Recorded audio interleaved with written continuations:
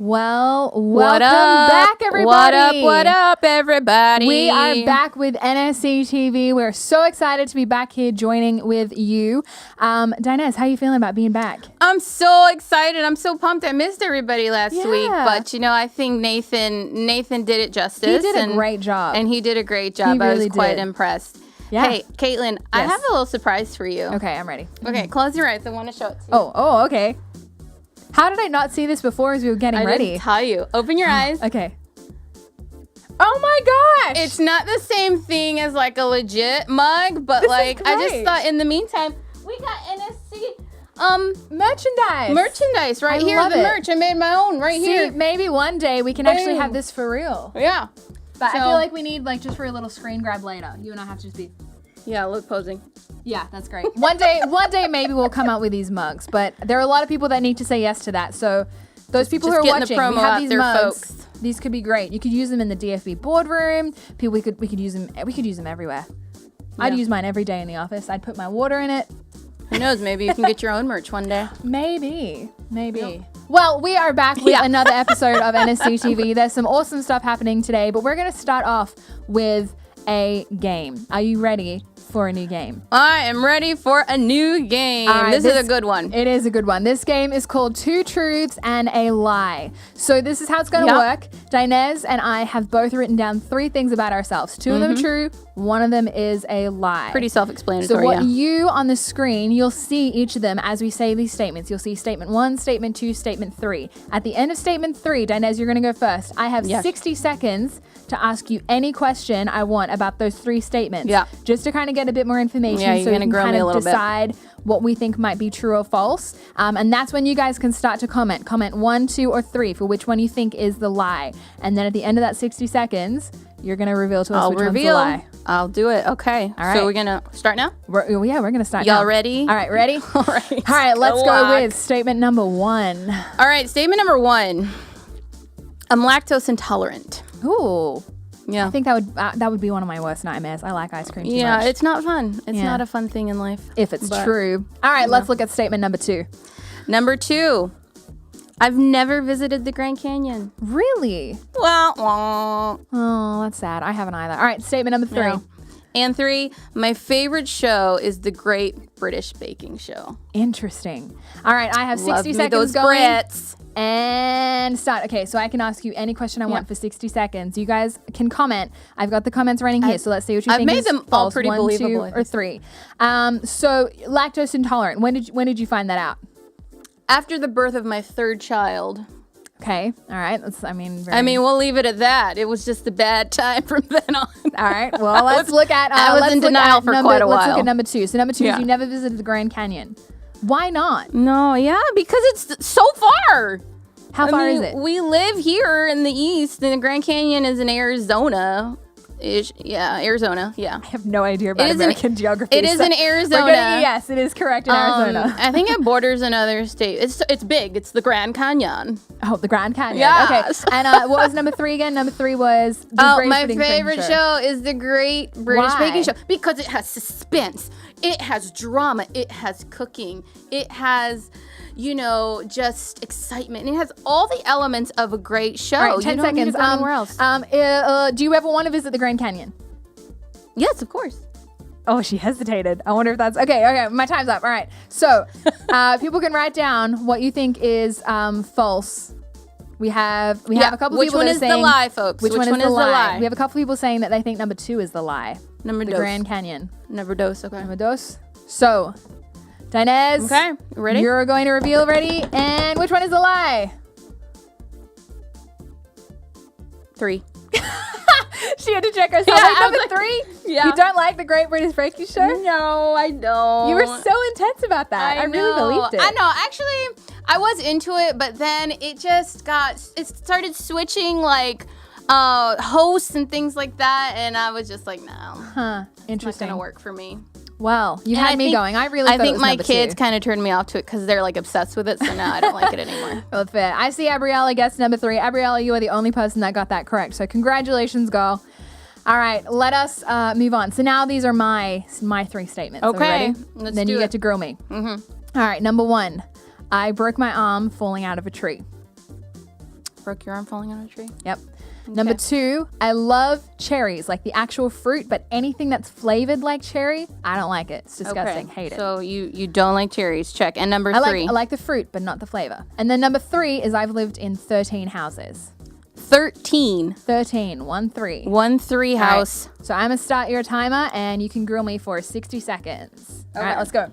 Okay, so how old were you when you broke your arm? I was 7. You were 7. Yeah. Okay. And you know who Okay. who tended to your wounds? Well, my mom came over first. I fell out of a tree when they were in the training college. My mom came over and was like, "Oh, it's not broken." And I picked it up, and she was like, "Oh, it's broken." It's a mom reaction. We went You're to the fine. hospital. You're fine. I love it. Okay. Cherries. So, like, when did you realize you don't like cherries that particular way? See, this is an interesting thing. As a kid, I loved like Dr. Pepper when you could get it in Australia, but then they stopped selling it. I moved here and I like picked up something cherry flavored. Can't stand it. Can't stand it. No, that's pretty it's the believable. worst. All right. And then you lived in 13 houses. I did. Pourquoi? Why?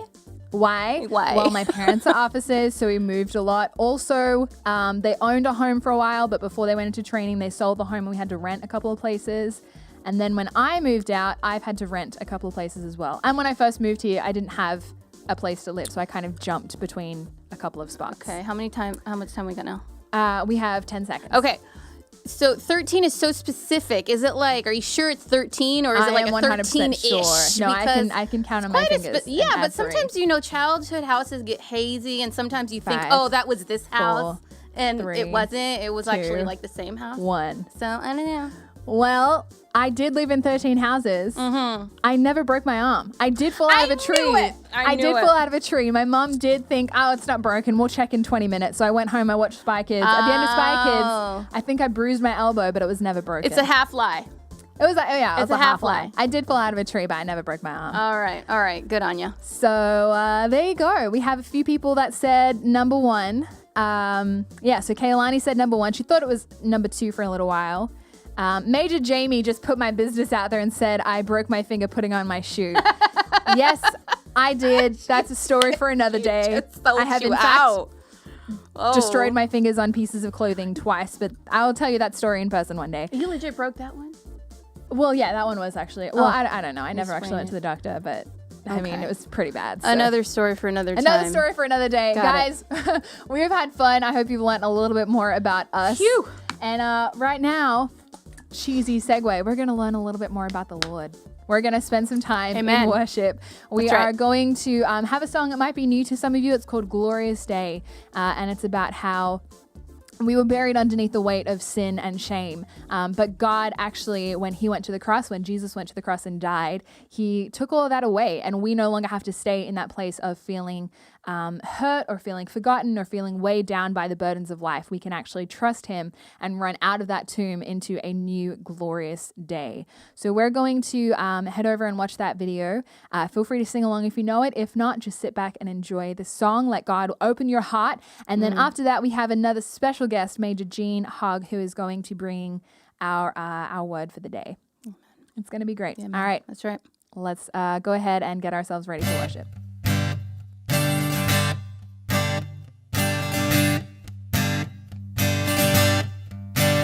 I was buried beneath my shame. Who could carry that kind of weight? It was my tomb till I met you. I was breathing but not alive.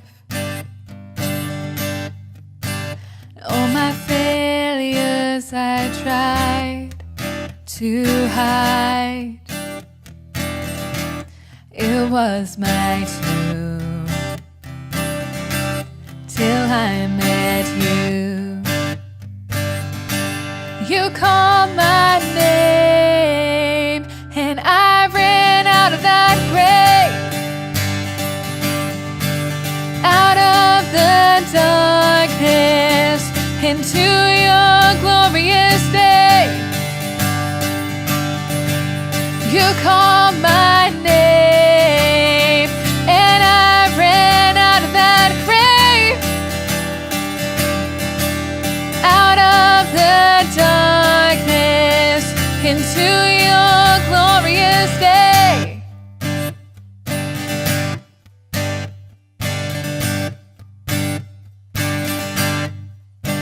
Now your mercy has saved my soul,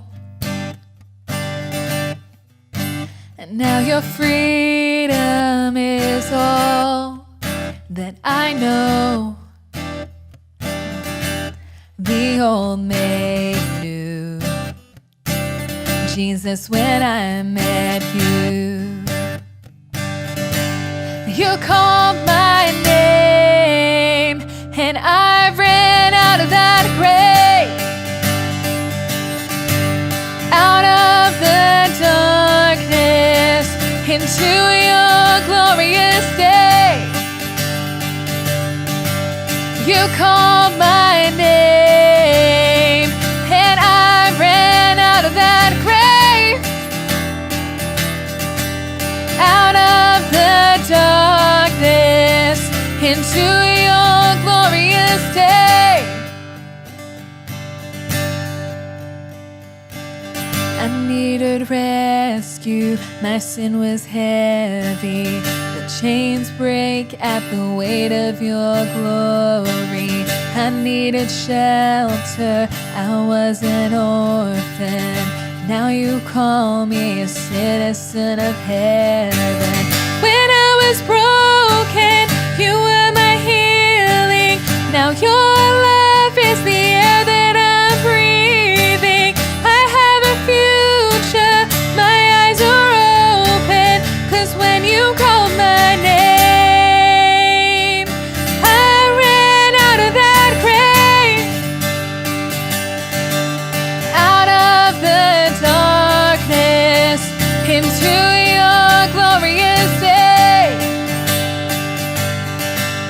You called my name, and I ran out of that grave, out of the darkness, into your glorious day.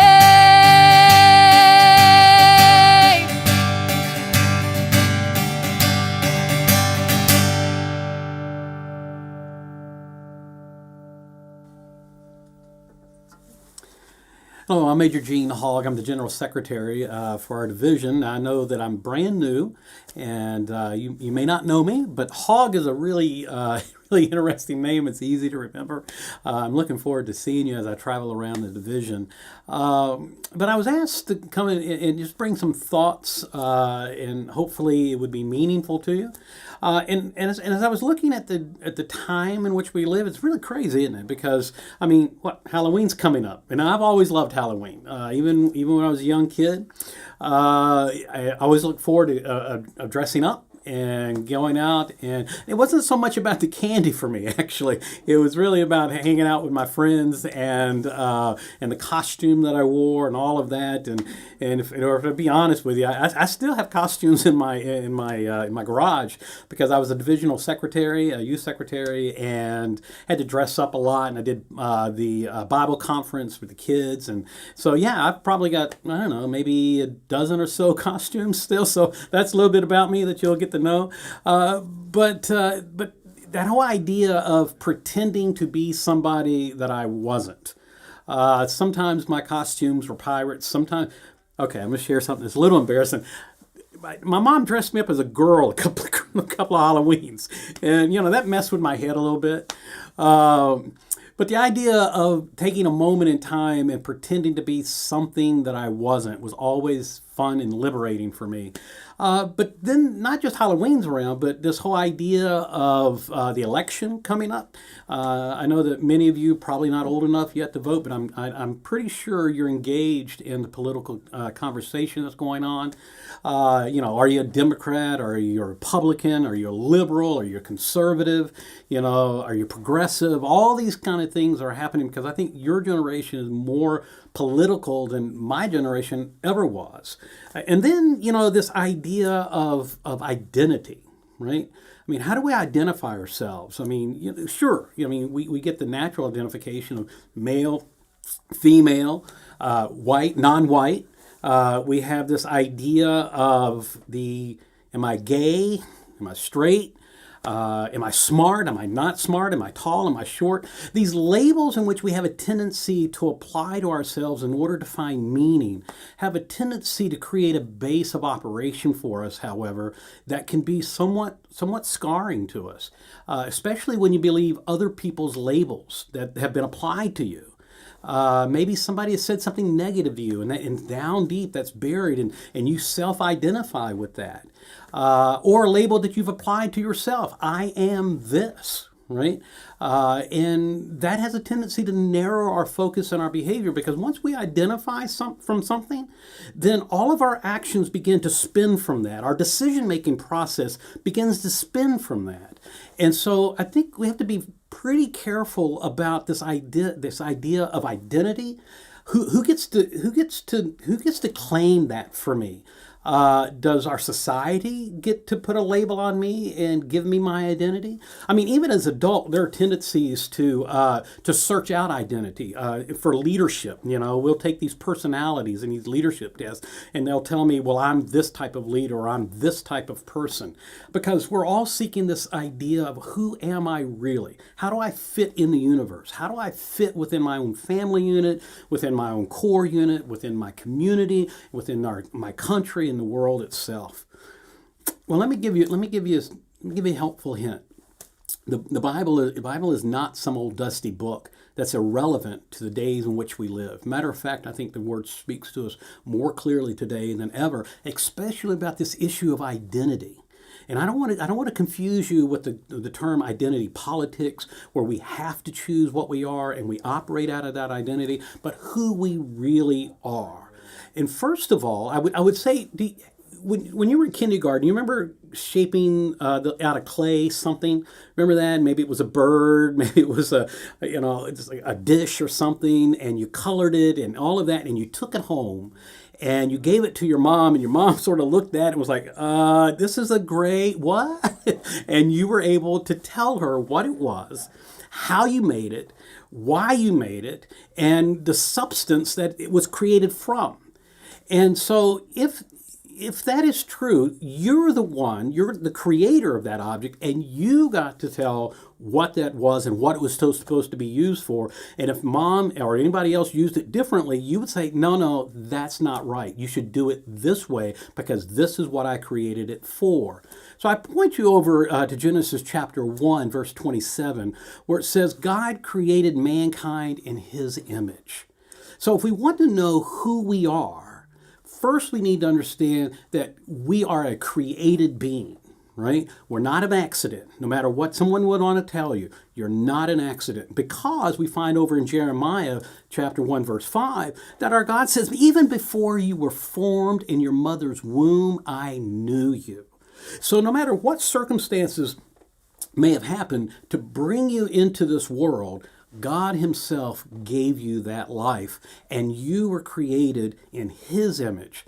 And then I want to take you over to 1 Peter, because now we have to deal with, okay, if I truly believe that God is the creator, that I'm created in his image, that he knew me before I was ever formed, so he was okay with how I look, he's okay with how I think, he's okay with everything about me, then we have to say, okay, what do I do with that?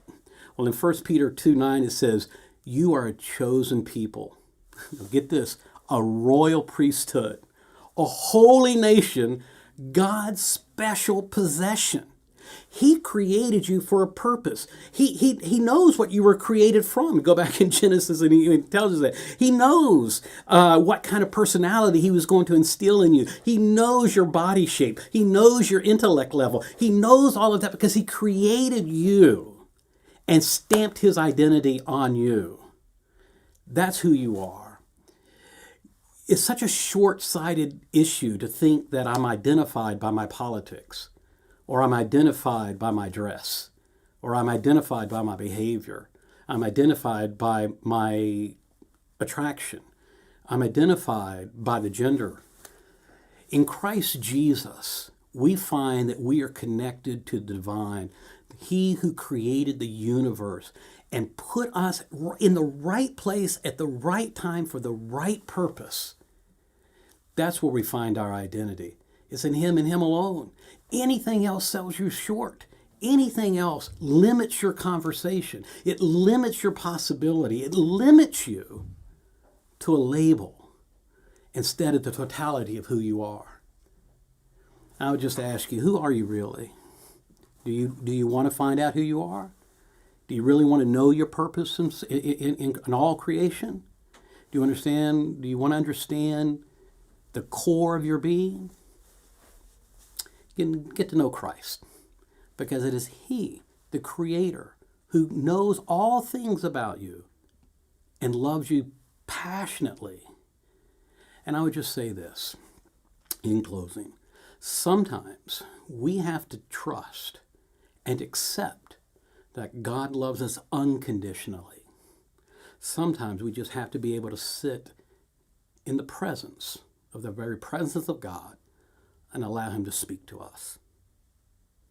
God bless you. Remember, you're a chosen person. I love that. Thank you, Major Jean. Amen. That was powerful for me. For me, I definitely identify as creative. I identify as somebody who is creative, because the first 5 words of the Bible say, "In the beginning, God created." So if that's the first image of Him, then it's obviously the first image of me. And when I feel like I can't create, I don't have the ideas, I don't have the time, the ability. Like it's a struggle for me to. And I will say that He created us, and He also said it was good. Yeah. And I think what Major Jean said was, God creates you with purpose, and with just so many things of He knows who you are, and you were created in His image, and it is good. And so those can be very overwhelming questions to ask, like, who am I? Like, those are big questions, and those are things that are hard, and you're not going to have the answer to that. That's why you have to just really, again, like we've been reminded, sit in God's presence, because in knowing God, you will then know who you are. You will know yourself, and finding all those other things that you're supposed to, go through. God, it starts with knowing the Lord first. So that was a good reminder. It was. Well, this is not the end of Nsctv. It is almost the end of the one for today, but it is not the end forever. We have a few things coming up in a couple of weeks. It's actually a very quick turnaround before our next lot of Nsctvs, which is great, because it means like you get just a little bit of time off and then you're straight back in again. So we're going to hand it over to Nathan. He's going to run us through what the next month will look like for Nsctv as we kind of finish up Studio Booth, and then we'll say goodbye before we're done. Don't worry. Yeah, we'll come back. That was so fast. I know. Okay. See ya. Hey guys, it's good to see you again, and thanks to Caitlin and Dinez for great presenting today. I'm not sure, Dinez, were you up to what I did last week? I think you're probably actually a lot better than me. No! Lies! Today I was so relieved. I can just come and do the announcements at the end. It's just like, this is great. You have a better accent than I do. Well, you don't like the Great British Bake Off. I was really disappointed about that. Oh, I did. Anyway, I'm here to tell you about some really good, exciting things that have happened in this last week. It's been awesome. I've been doing some brass lessons with some of you guys, and just a real highlight for me, Ryan, Patrick, you have a new cornet, and it's awesome. I was so pleased to see you had a great instrument this week. Then we had a really good lesson, and Seth as well. It's really good to see you guys on the call. And Elise, we learned all about 6/8 time today, so that was really good. We're getting into the different time signatures, complicated time signatures. So you guys are learning some great stuff at home. So thank you for all the amazing progress that you're doing. Praise and worship will continue as we go forward the next couple of weeks. And Aaron tells me that the Zoom calls are going to continue, and that you're going to be working towards a virtual praise and worship performance. So I can't wait to see that. And I've even said, Aaron, if it's good, and it will be good, let's get it on Nsctv. Let's have praise and worship with our own studio booth musicians and artists. That would be awesome. So let's work towards something like that. Creative Arts, I know you guys are meeting on your calls, and that's going to continue. So I'm really looking forward to seeing some of those in the next couple of weeks as well. And my final thing to say is I challenge you all, please share this link for this Nsctv program with one of your friends. Share it with someone that perhaps doesn't even know that anything about Nsctv, doesn't know anything about the Salvation Army, or maybe they're not even a Christian. But wouldn't it be great if you could share this program with them and just share some of the fun and the message and the word behind what we're doing, because we're passionate about what we do and we love you guys and we want you to be involved in this really amazing thing that we do. So please share it. That's my challenge to you for this week. Like Caitlin said, we're back in a couple of weeks' time, but the lessons continue between now and then. Let's get all those private lessons scheduled in so you guys can keep playing and doing your thing from home. But well done, and I hope to see you in a couple of weeks. Thank you, Nathan. Well, thank you. We have thoroughly enjoyed our day today. It was fun. Yeah, it's been a lot of fun. It was real fun being on NSCTV tonight. Let's keep that going. There's nothing in here. It's totally empty. But next time I should have something in there. It's cool, but I wasn't sure. But next time I'll have something for you. Thank you. Yes, it'll be great. Well, if you want some of this unique, one-of-a-kind NSCTV merch, hit us up. Go ahead and like this video. Subscribe to our YouTube channel. Hit the notification bell so when we go live, you get notified. And maybe some of this merch will come your way. Maybe not the mug, but you'll get the... I mean, in the meantime, you can just like print if you have a printer and make your own. Maybe we can just send you a little thing to stick in your own mug. And then send us a selfie of you with your mug. Yes! Promote. That would be cool. Or where else? Join. Where else can you put your NSCTV? Oh, yeah! Make stickers and just post them in like random spots. Yeah. And then, you know, people can... Hit us up. Hit us up on Instagram. Just send us a DM if you want an NSCTV merch piece, and we can send that to you. And then we'll get a selfie from you of where you have decided to stick that in your life. Just thought of that. I like how that's great. Go with that. Or just on the spot, spontaneous improvisation. We're good at that. Anyway, we're going to say goodnight. We're going to tune out so that you guys can go and have some good dinner. We're gonna have dinner as well. I'm gonna have dinner twice tonight. Ooh. I have a pre-dinner, and then I'm gonna have like real dinner. Nice. You gotta do it right. It's Friday night. Well, we're gonna say goodbye, leave you to it, and we'll see you all again next time. See you later, everybody. Bye.